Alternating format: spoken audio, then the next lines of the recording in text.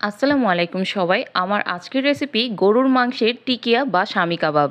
তবে আমি আজকের টিকিয়াটা বিশেষ কোনো স্পেশাল মশলা দিয়ে তৈরি করব না। ঘরে থাকা কিছু সাধারণ মশলা দিয়ে আজকের টিকিয়া তৈরি করব। খুবই সাধারণভাবে সাধারণ মশলায় তৈরি হলেও এই টিকিয়ার স্বাদ কিন্তু অসম্ভব মজার। আশা করছি আজকের রেসিপিটি আপনাদের খুবই ভালো লাগবে। সামনে তো ঈদ চলে এসেছে। কোরবানি ঈদে এই টিকিয়া তৈরি করে নিতে পারেন। টিকিয়া কাবাবের জন্য আমি এখানে গরুর মাংস নিয়েছি 500 গ্রাম। আর কাবাবের জন্য হাড় চর্বি ছাড়া মাংসটাই নিতে হবে। আর মাংসটাকে আমি ছোট ছোট টুকরা করে কেটে নিয়েছি। আর মাংসগুলো পরিষ্কার পানিতে ধুয়ে নিয়েছি। কাবাবের জন্য আরও লাগছে বুটের ডাল। 500 গ্রাম মাংসের জন্য আমি এখানে 300 গ্রাম বুটের ডাল নিয়েছি। আর ডালটাকে আমি 4 থেকে 5 ঘন্টার জন্য পানিতে ভিজিয়ে রেখেছিলাম।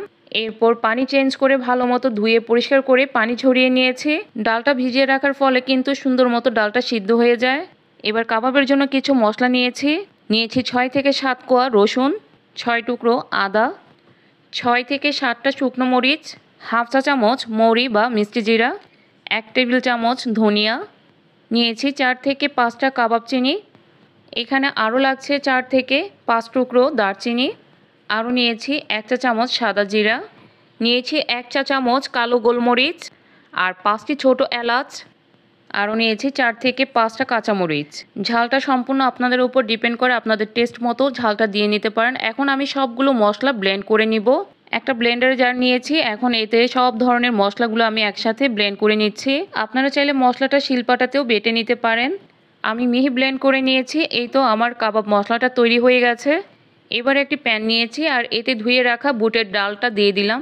আর দিয়ে দিব গরুর মাংসগুলো এখানে আমি একটু পাতলা করেই কেটে নিয়েছি। দিয়ে দিলাম তেজপাতা। আর ওই যে ব্লেন্ড করে রেখেছিলাম যে কাবাব মশলাটা, সেই মশলাগুলো দিয়ে দিচ্ছি। এইবার পরিমাণ মতো পানি দিয়ে ঢাকনা দিয়ে ঢেকে মাংস আর ডালটাকে ভালো মতো সিদ্ধ করে নিব। আপনারা চাইলে প্রেসার কুকারেও সিদ্ধ করে নিতে পারেন। এখন স্বাদ মতো লবণ দিয়ে দিলাম। আরও একটি তেজপাতার সাথে দিয়ে দিয়েছি। এবার নেড়ে চেড়ে ঢাকনা দিয়ে ঢেকে মৃদু আঁচে মাংস আর ডালটাকে সিদ্ধ করে নিয়েছি। ডাল আর মাংসটা আমি এই অবস্থাতে নামিয়ে নিয়েছি। উপর থেকে তেজপাতাগুলো তুলে ফেলে দিলাম। এই অবস্থাতে ডালটা একটু পাতলা মনে হলেও ঠান্ডা হয়ে গেলে কিন্তু অনেকটাই শক্ত হয়ে যাবে। আমি যেহেতু ব্লেন্ডারে ব্লেন্ড করব, তো আমি ভালো মতো ঠান্ডা করে নিয়েছি। দেখেন কতটা শক্ত হয়ে গেছে। আর যদি আপনারা শিলপাটায় বেটে নেন, সেই ক্ষেত্রে কিন্তু গরম থাকা অবস্থাতেই মাংসটাকে বেটে নেবেন, কারণ মাংসটা একেবারে ঠান্ডা হয়ে গেলে বেটে নিতে কষ্ট হয়। মাংস আর ডালটাকে ব্লেন্ডারে ব্লেন্ড করে নিয়েছি। এবার এর মধ্যে হাফ কাপের মতো পেঁয়াজ কুচি দিয়ে দিলাম। আর কাবাবগুলোর বাইন্ডিংয়ের জন্য দিয়ে দিলাম একটা ডিম। ডিমটা দেওয়ার ফলে কিন্তু কাবাবটা ভাজার সময় ভেঙে যাবে না। এখন হাতের সাহায্যে ভালো মতো মাখিয়ে নিচ্ছি। আপনারা চাইলে এখানে ধনিয়া পাতা পুদিনা পাতাও অ্যাড করতে পারেন। আর আমার কাবাবটা কিন্তু বেশ ঝালঝাল হয়েছে, এই জন্য আলাদা করে আর কাঁচামরিচ কুচি দেইনি। এখন পছন্দ মতো শেপে আমি কাবাবগুলো বানিয়ে নিব।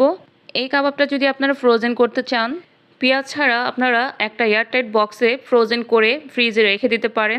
যখন আপনার কাবাব খেতে ইচ্ছে করবে, তার 2 থেকে 3 ঘন্টা আগে ডিপ থেকে কাবাবের মিশ্রণটা নামিয়ে রাখবেন। এরপর পছন্দ মতো পেঁয়াজ কুচি দিয়ে এইরকম টিকিয়া তৈরি করে নেবেন। পেঁয়াজ সহ টিকিয়া যদি সংরক্ষণ করতে চান, সেই ক্ষেত্রে 1 সপ্তাহের বেশি ফ্রিজে রাখা যাবে না।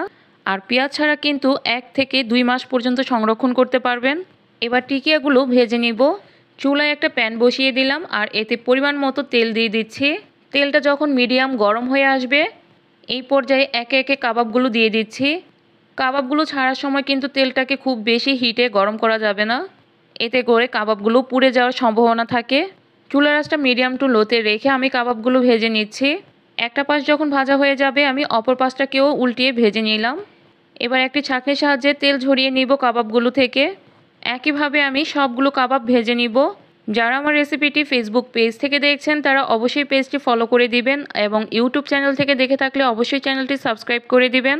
এবার গরম গরম কাবাবগুলো পরিবেশন করে নিয়েছি। পোলাও বা সাদা ভাতের সাথে এই টিকিয়া কাবাব খেতে কিন্তু ভীষণ মজার। আসছে ঈদে আপনারা অবশ্যই একবার হলে এই টিকিয়া কাবাবটি তৈরি করে খাবেন।